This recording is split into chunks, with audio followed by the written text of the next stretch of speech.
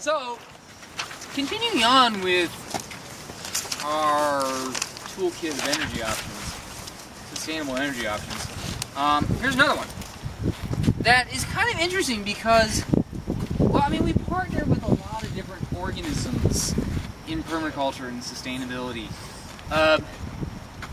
You know, plants, animals, fungus. You know, they're all part of the domain of the eukaryotes. And then there's another domain, which is called prokaryotes, which include the bacteria, which we have a lot of partnerships as well.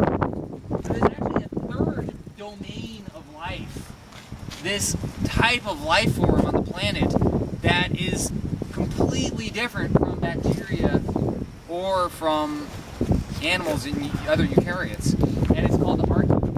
It's these bizarre organisms that were one of the earliest life forms that predate bacteria on the planet.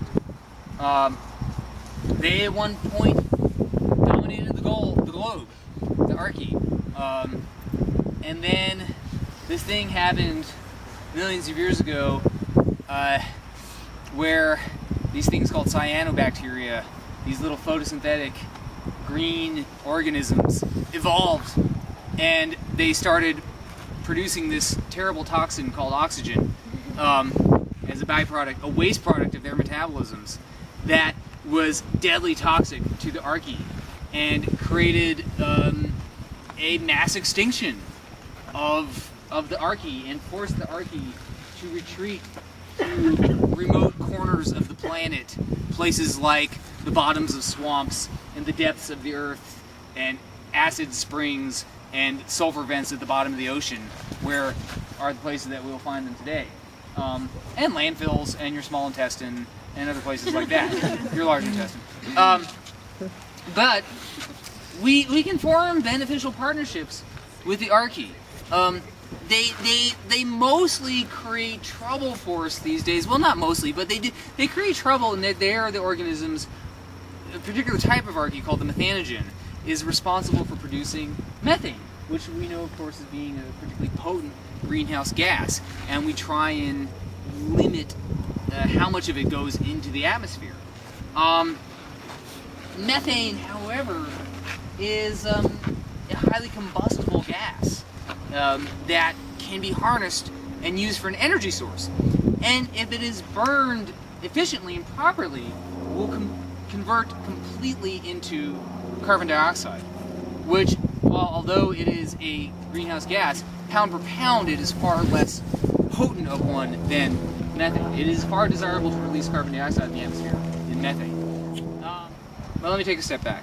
Biogas. What is biogas? Biogas is a mixture of mostly methane and some carbon dioxide that is produced as a byproduct of the metabolisms of the methanogenic archaea. There's whole villages in China and India that rely on biogas as their primary source of energy production for cooking, for heating, for powering vehicles even. Anything that we use natural gas for, we can use biogas for. Because what is natural gas? What is the primary gas that makes up natural gas? Methane.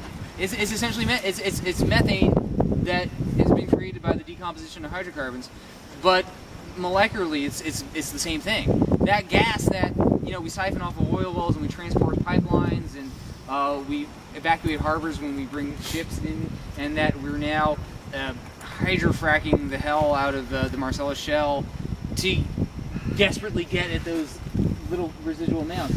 That same gas can be made in your backyard in a 5-gallon bucket. And here's how you do it. You get a 5. This is micro scale biogas digression. This is a good way to experiment with it and make small mistakes. Until you feel confident with it and build up your skills. You want to make sure your mistakes remain small, particularly when you're dealing with an explosive gas. The worst thing that can happen with this is not so bad, you know. But if it's in a large quantity, so what I've done here is taken a 5-gallon bucket, and I've taken this 5-gallon water jug from like an office water dispenser, cut the bottom off of it, and on the top I've taken this one right here. This is called a bung cap. It's the kind of cap that goes into the threaded hole on the top of the 55-gallon barrel. They're pretty common. If you go any place where people are using barrels for storage of food-grade substances, they probably have a bunch of these lying around. And they're pretty cool because in their center, there is a little 3/4 inch threaded hole that's there so you can screw a faucet into it. You punch out the hole in the center and you can screw a faucet into it. And it's designed so you can keep a 55-gallon barrel on the side and open the valve and let whatever liquids come out of it. This little bung cap fits very nicely over the lip of this office gallon water jug. And so I put that on there and then I just silicone the hell out of it all the way around. And then have a functional valve that I can open and shut. Back in rural villages in China, India, that's pretty much what's used exclusively. Animal manures, horse, cow, human works perfectly fine. It's usually collected and stirred into a slurry. All the chunks are broken up, so it's basically a liquid slurry, which makes it easily digested by these microorganisms. You know, it creates a lot of surface area, a lot of food for attachment for them to get in there and start using that as a food. Yeah, usually water is added to make it into a liquid enough form. That gas, interestingly, you mentioned like using that in cars. You can totally do that because I mean, there's vehicles, a lot of cities have fleet vehicles that run off something called CNG, or compressed natural gas. All that is methane. So and apparently any gasoline engine can be modified without a tremendous amount of work to run off of natural gas.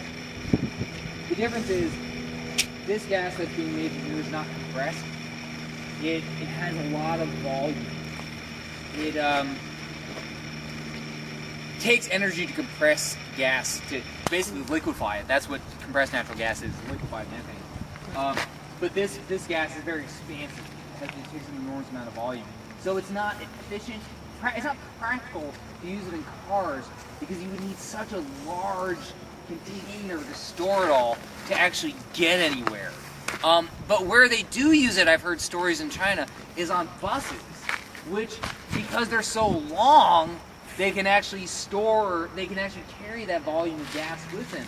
And apparently what they do is they like take a giant bag, plastic bag, the length of the bus, and fill it with biogas and put it on the roof and have something kind of like a rolling pin on the back that keeps the bag pressurized and forces the gas into the engine.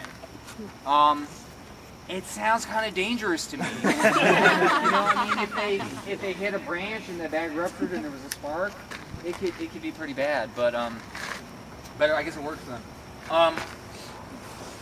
So I've used a variety of materials. I've used leaves. My favorite one though is water plants. Particularly that one I showed you the image of earlier, the water hyacinth, because it grows like this crazy aquatic weed. And people figured out in places in the world where it's incredibly invasive, they figured out, hey, we can actually use this to make energy.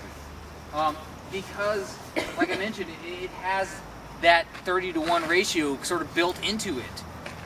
Because it has such a large carbonaceous root mass and then the green nitrogen part. And I have them growing in my aquaculture ponds that I sort of harvest them. And what I'll do is I chop them up into small bits. Because that creates more surface area. If you throw whole plants in there, it's going to take a long time for them to degrade.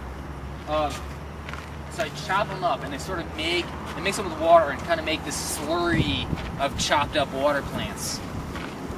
And I speculate also that your microbial inoculants are also present in the roots of those plants, in the kind of muckier parts of the plants.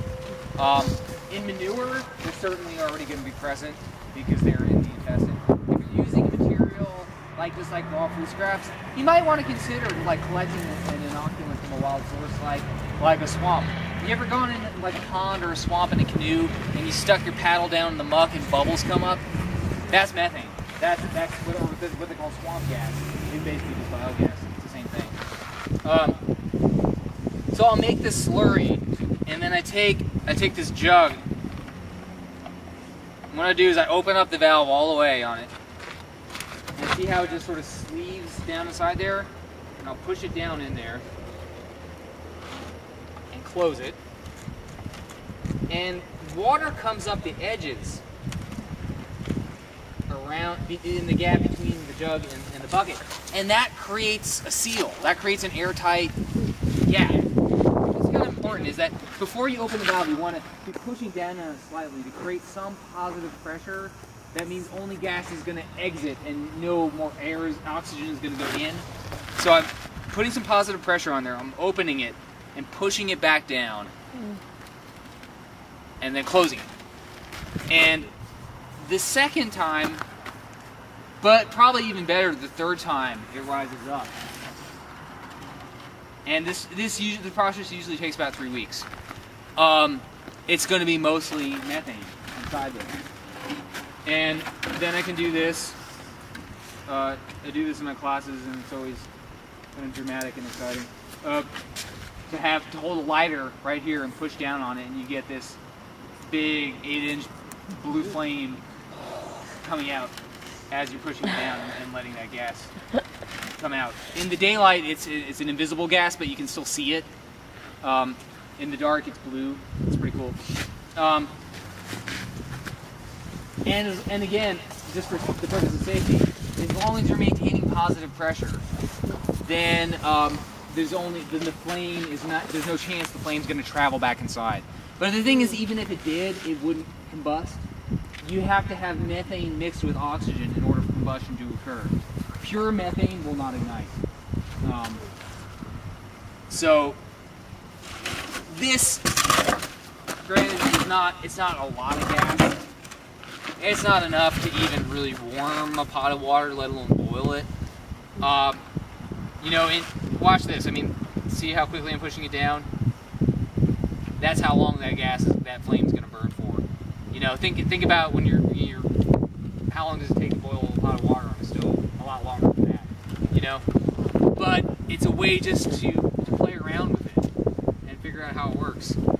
And it's stored. Let's say you've got a big one. Right. So it's a very scalable technology. People build these in 5-gallon batches. In these rural villages, they have like giant concrete. Never let your compost pile go anaerobic, because the byproduct of anaerobic metabolism is alcohol, which is the most phytotoxic substance known. Which I believe to be true, that there's harmful compounds that are produced through anaerobic processes that you don't want to put on your plants, that presumably would be reprocessed in an aerobic composting system.